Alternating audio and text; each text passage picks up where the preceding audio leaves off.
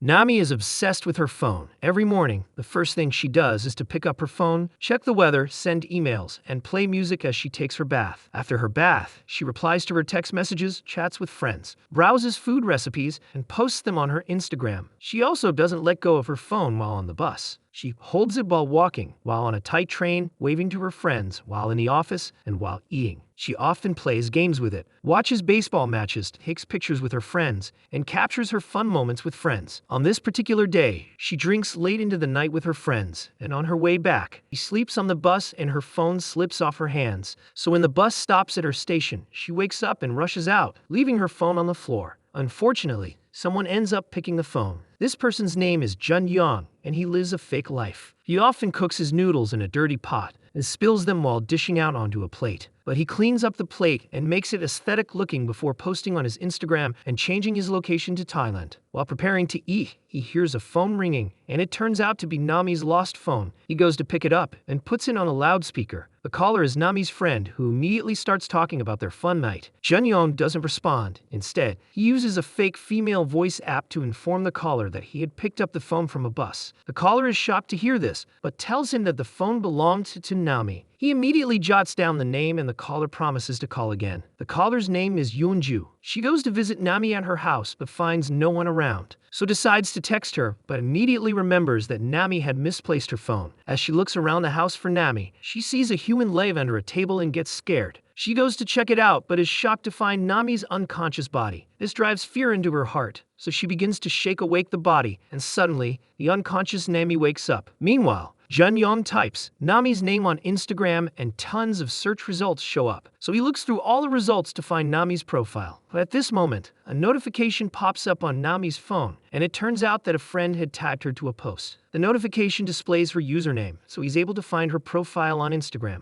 Nami, on the other hand, is experiencing a hangover. Her friend asks about the previous night, so this prompts her to look for her phone. When she doesn't find it, she begins to frantically search around the house for the phone. Yoonju enjoys seeing her panic, but eventually tells her about the person who picked up her phone. Unknown to them, Jun-yeong is looking through all her posts on Instagram. When she calls him to ask about the missing phone, he uses a fake female voice app to respond to her, so she assumes it's a female speaking. She begs him to drop the phone at a cafe, so he agrees. Once the call ends, he comes across a birthday post she made on Instagram, so he picks up her phone and tries to guess her password. But all of his inputs are incorrect, so he gets frustrated and hits the phone on the table. Meanwhile, police find the dead body of a girl on the mountain. As they wrap up the body, one of the detectives complains that there is no evidence since the rain has washed everything away. One of the officers presents a plant food to Detective G-Man, but they don't think the item is connected to the case. However, G-Man closely inspects the item and also goes into the mountain to find more evidence that could be related to the case. But all he finds is another plant food and a tag with Jun-yeong's name on it. He shows this evidence to his fellow officer, and the man suspects that Jun-yeong is behind the murder of the girl. But G-Man believes it must be a coincidence because Jun-yeong is actually his son. He doesn't want to believe that his son is involved in the murder of the girl found in the mountain. Although his son had left home 7 years ago, G-Man still believes that the boy wouldn't do such a thing. So the officer suggests that they find his son and question him about the case. Meanwhile, Nami arrives at her father's cafe, and he begins to nag at her for getting so drunk the previous night. As he advises her to change her current lifestyle, a call comes in and it's from Jun-yeong, so her father passes the phone to her. With a fake female voice, Jun-yeong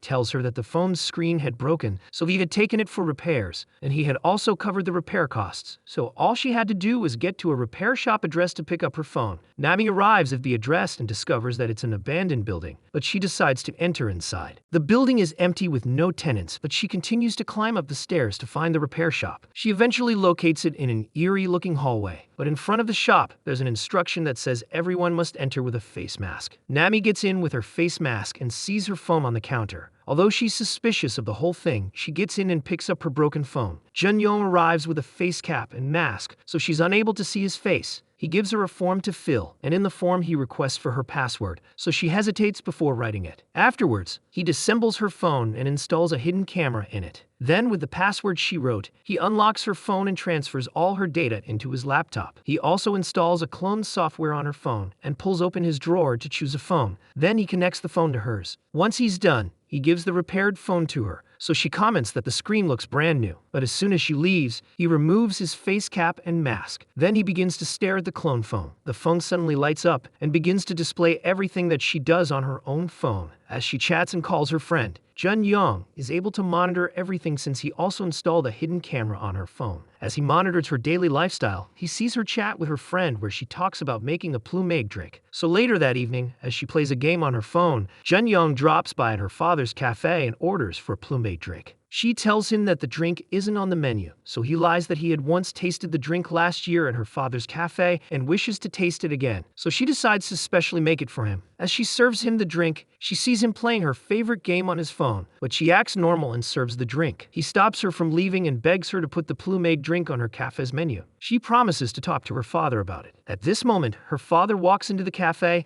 and sees her talking happily to Jun-yeong. He asks if she knew the customer, but she doesn't know him. Then she begs her father to put a plumade drink on their menu and leaves the cafe for the day. That same night, Detective G-Man gets home and sees his wife sleeping with her phone next to her. He decides to go through her phone to look through her chats with their son. Through the chats, he discovers Jun-yeong's new address. Meanwhile, Jun-yeong is eating while monitoring Nami's activities. She's currently chatting and wishing her friend good luck for a job interview. While chatting, she gets sleepy, so she puts her phone on the bedstand. But as soon as she sleeps, her phone lights up in the dark because Jun-yeong was going through her phone with the clone phone. He even spends the entire night looking through all her chats and pictures. So when she wakes up the next morning, he has already written down tons of details about her, such as her door lock code, address, and that she doesn't have any roommates or landlord. Nami holds her phone all the time, so he's able to use the hidden camera to monitor as she gets into a bus and as she uses the train to get to work. Since the clone phone also allows him to share her screen, he's able to see as she types and posts on Instagram. He realizes that she has a secret Instagram account, so he plans to cause trouble at her workplace and put the blame on her. He's able to view her bank account, and he also finds out that she works at a jelly company. When she gets to the office, she receives a text from a longtime friend who claims to work in a digital security company. Nami is happy to reconnect with the friend, but it's actually Jun-yeong who's pretending to be the longtime friend. After getting all the information he needs, he raises up a paper that contains all the information about Nami. At the edge of the paper, he writes down his plans to ruin Nami's relationship with her father, best friend, and boss. According to the paper, Nami is his 9th victim, and on his screen, there's a wallpaper of one of his victims, but then he changes it to Nami's picture. At work, Nami's boss calls her out for a talk. The woman informs her that a company plans to feature their products in an event. This is good news, so the woman thanks Nami for her hard work and even decides to double her salary. Unfortunately, Nami is holding her phone, so Jun-yeong is able to listen and monitor this conversation. Nami happily stands up and tells her boss to announce the good news to everyone at the office, but the boss walks up to her and quietly tells her to keep her salary a secret from other workers. Nami agrees to this request, so the boss thanks her and leaves. Meanwhile, Detective G-Man is having breakfast with his wife. He asks her about their son's whereabouts, but she denies knowing anything. So he tells her that the police had found their son's name tag close to a crime scene. He continues to ask about the son's address, but then he receives a text that the boy's address has been found. While Nami is at the office celebrating with her boss, Jun-yeong visits her house and looks around all the rooms and corners. He even searches her drawer and finds her spare phone. Afterward, he chats her up and pretends to be a customer buying a product from her. They even set a meet-up appointment. Detective G-Man makes progress on Jun-yeong's case. One day, an officer informs him that Jun-yeong got rid of his phone 2 years ago and that the boy is currently using the phone number of a woman named Mig-yeong. The man also tells him that Jun-yeong now owns a repair shop and had sued someone for fraud some years ago. After reviewing the information, G-Man angrily drives off to Jun-yeong's home address. He inspects the house and sneaks in. Later that night, Jun-yeong arrives home. As he's about to open the door, he stops and picks up a red thread on the floor. Once he sees this, he realizes that someone had sneaked into his house, so he decides to leave. Meanwhile, Detective G-Man videos everything in Jun-yeong's room and even sees a green nail polish, which is the same color found on the fingers of the dead mountain girl. He also finds pictures of a dead girl and a box full of many phones. As he searches around the house, Jun-yeong silently watches him through a window. The man finds a journal where Jun-yeong writes down the names of all his victims. As he flips through it, Jun-yeong sends him a text and a picture of himself. G-Man immediately realizes that Jun-yeong is around the vicinity, so he storms out to look for the boy, finds no one. While outside, he receives another picture which helps him trace down the boy's location. He runs to the location and hears a phone ringing, but there's no trace of the boy. When he picks up the phone, he sees the phone typing messages by itself. At this moment, he realizes that it's a clone phone being controlled by another phone. Suddenly, he receives a text that shows pictures of his own house. So he immediately rushes home to see his house flooded with water, and there's also a letter on the floor that Jun-yeong had written to him. Meanwhile, Jun-yeong packs his box and goes to visit Nami's father's cafe. He orders for a plumade, but the man informs him that the drink isn't on the menu. The man eventually decides to specially make the drink for him, so he rolls his box to find a seat. Nami is also at the cafe reading her office group chat. Her colleagues are complaining about their low salary, which makes her feel bad because the boss had promised to increase only her salary. At this moment, she receives a text from her online buyer asking for her address. She looks around the cafe, and the buyer turns out to be Jun-yeong. He pretends not to know her, but she remembers that he had bought plumade the previous day. He pays for the product, and then shows her a baseball tickets because he's curious if they'll sell well. She's shocked to see the ticket and begs him to sell it to her. So he sells them to her at an extremely cheap rate. He also leaves his business card with her in case she has any problem with the tickets. Her father arrives with the plumade drink, so he tells Nami goodbye and leaves with his box. Later in the night, her father drives her home, but as she's about to get down, father advises her to spend less time on her phone. He also warns her about Jun-yeong and tells her that he suspects that Jun-yeong is purposely setting up meetings just to speak with her. However, Nami brushes off her father's worries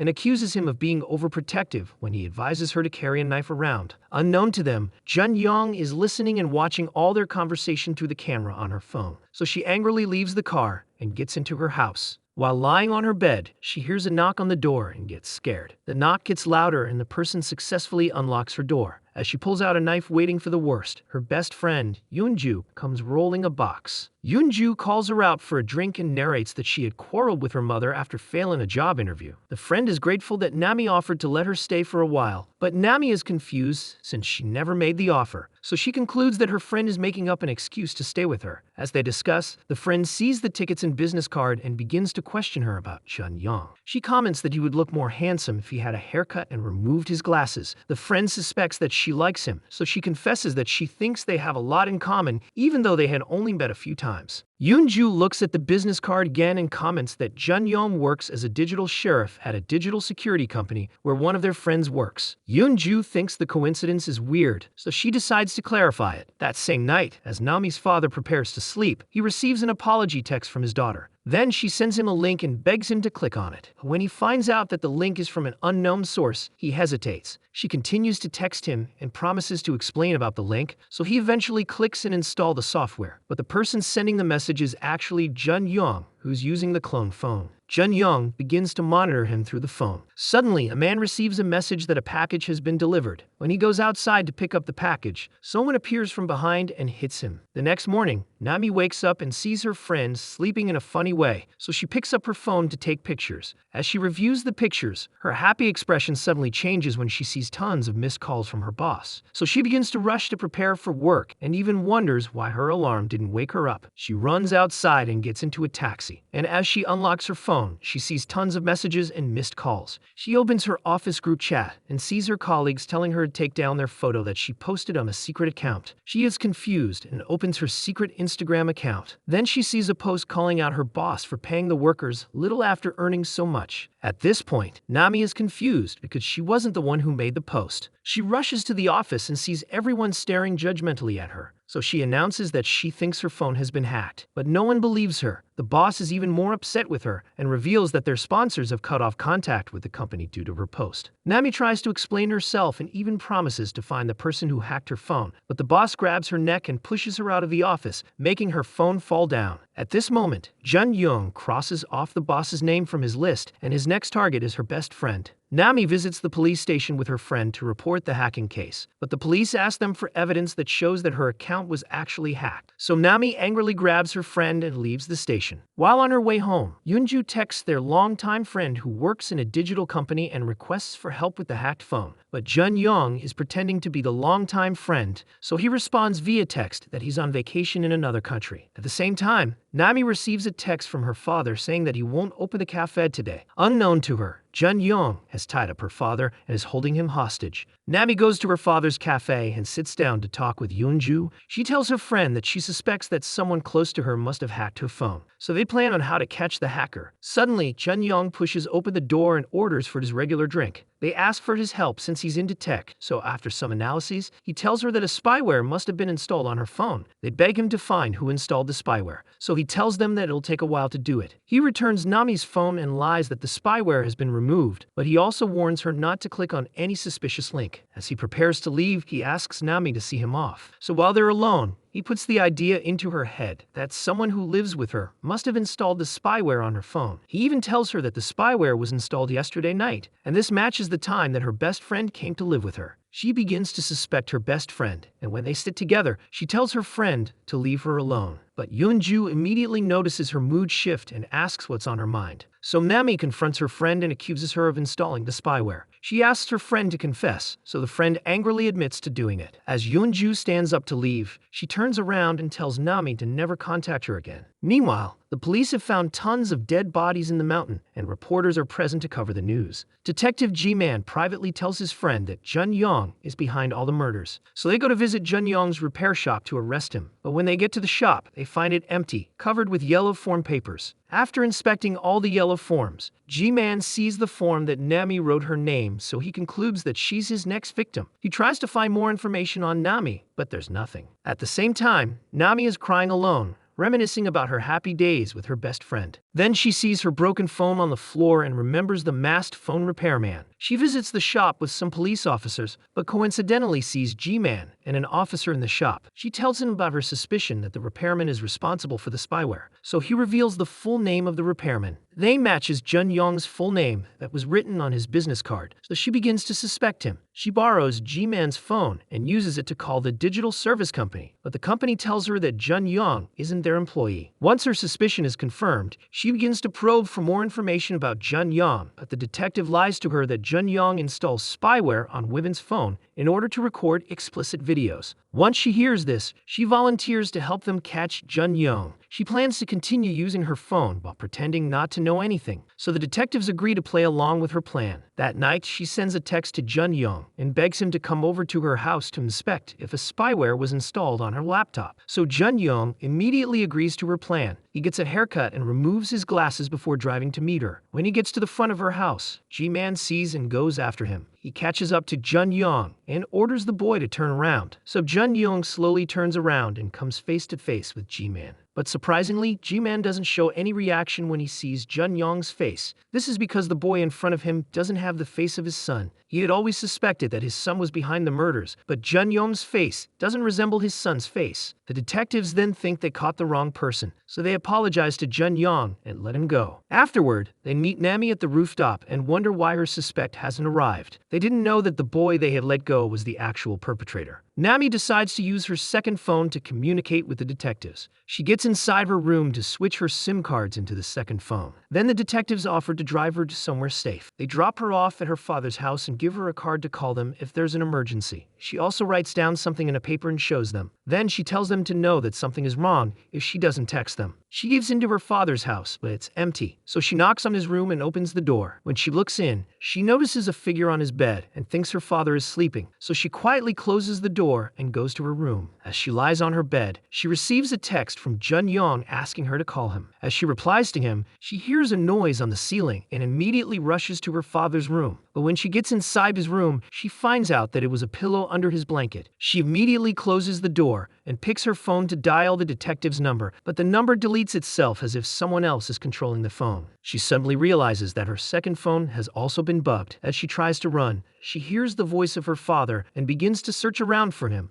A voice recording of her conversation with her father plays, so she realizes that an MP3 device is playing the recording. Jun-yeong suddenly appears from a corner, so she tearfully questions him about the whereabouts of her father. As she's about to stab him with a knife, he shows her a video of her father being tied up with a knife to his neck. Nami promises to do anything if he lets her father go, so he tells her to send a text to Detective G-Man to let him know that everything is fine. She follows his instruction and sends the detectives a text. Then she gets curious and asks why he was targeting her, but but he responds that he was only targeting her because he found her phone. He was angry because she was careless with her personal belongings. As he explains his reasoning, she slowly removes a knife from her back pocket. He gets closer to her and tells her to choose between saving herself or her father. When she doesn't give a response, he excuses himself to use the restroom. Now alone, she grabs a sharp iron rod and goes to hide behind the door, waiting for him to open it. As soon as the door opens, she peeps to look in and sees Jun-yeong holding a knife to the neck of her unconscious father. She begs him not to kill her father, so he instructs her to drop the weapon. When she obeys him, he throws a tape to her and also orders her to tie up herself. She hesitates, so he turns on the bathroom tap to make her father drown in the sink. Seeing this, Nami obeys his instruction and turns around, so he turns off the tap and goes to tie up her hands. After making sure she can't escape, he goes to turn on the sink tap to make her father drown. Nami begins to yell and cry for him to stop, but he just stands and watches as she throws curses at him.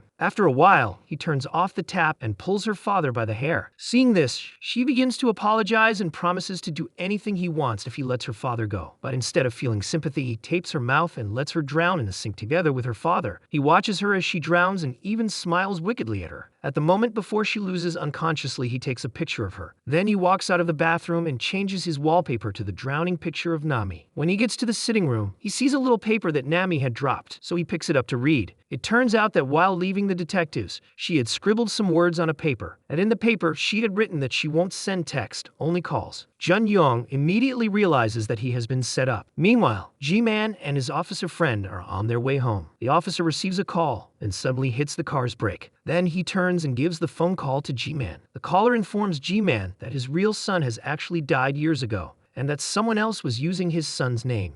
At this same moment, a text comes into their phone. So next, they sneak into Nami's father's house. As the officer looks for Nami in the house, he doesn't know that Jun-yeong is watching him from behind. Jun-yeong secretly follows the man with a sharp rod, and as he tries to kill the man, someone points a gun at his head. The person is Detective G-Man. They order him to drop the weapon and also question him about Nami. Jun-yeong suddenly calls G-Man his father, so the man ruthlessly beats him for impersonating his son. Meanwhile, Nami is still drowning, but the officer arrives in time to pull her out of the water. Jun-yeong, on the other hand, is dragged and handcuffed. G-Man begins to ask him the whereabouts of the real Jun-yeong, but he refuses to respond. Instead, he continues to impersonate the man's son, and this works as G-Man almost falls for it. Then, Jun-yeong confesses that G-Man's real son isn't a murderer. This triggers the man, so he continues to throw blows at Jun-yeong. Later, G-Man goes through Jun-yeong's phone to find clue about his first son. He finds a paper with the son's name and realizes that Jun-yeong's first victim was his son.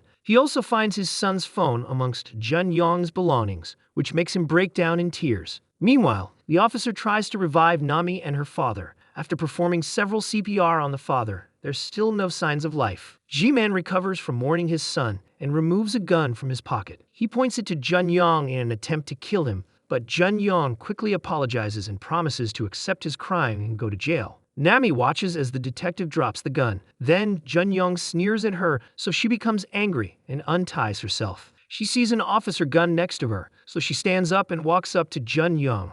Initially, Jun-yeong isn't scared, but as she gets closer to him, he realizes her intent. She coldly shoots him twice, with the gunshot resounding in the entire neighborhood. G-Man is shocked at Nami's boldness, but quickly removes the gun from her hands. As she stares back at him, she hears the voice of her father from behind and turns in shock to look. She runs to tearfully hug him, while Jun-yeong tries to breathe from the bullet wounds. Nami is eventually rushed to the hospital, with tons of reporters and spectators taking pictures.